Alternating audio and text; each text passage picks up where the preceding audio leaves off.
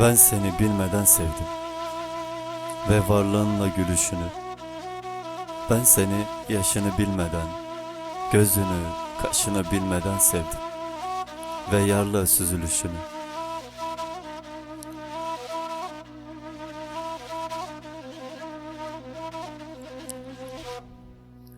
Ben seni sesini duymadan sevdim ve duymadan nefesini.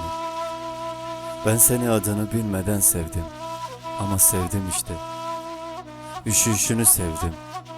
Üşüyüşünü sevdim 13. ayın ilk günü. Gel ısıt değişini.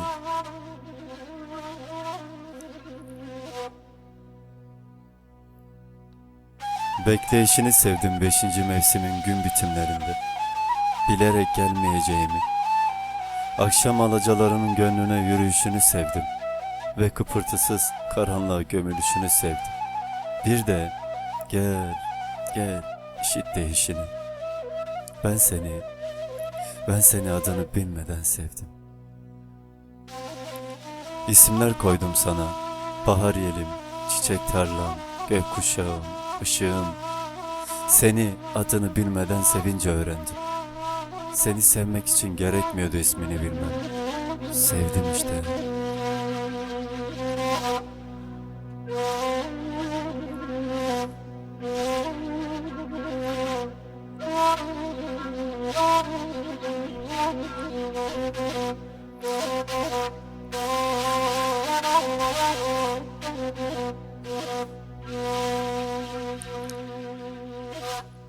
İçime salıncaklar kurdum gönlümün ipleriyle. Oturdum sallayamadım dokunurum diye korkumda. Dolaştım boynuma bir sarmaşık gibi okşayamadım, koklayamadım. Dalgalarını taramış olan parmaklarım yabancı saçlarını. Ve hala bilmiyorum gözlerin ne renk, hangi yıldızlar mahpus içinde.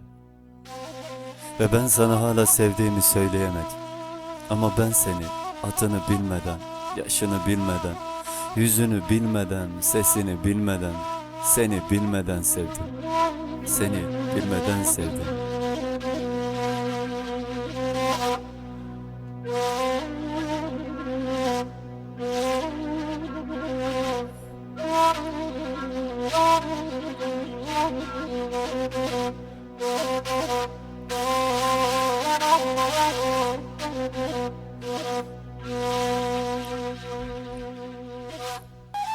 Kopkoyu bir sis içinde bir akşam, hatırına düşeceğim belki.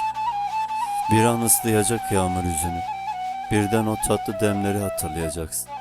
Sonra sıcak yatağında uzun uzun ağlayacaksın, ağlayacaksın. Boğazında bir şeyler düğümlenecek. Ah yanımda olsaydı diyeceksin.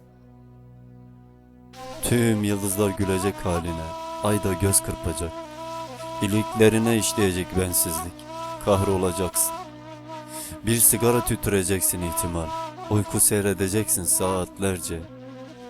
Ben seni adını bilmeden sevdim. Adını bilmeden sevdim.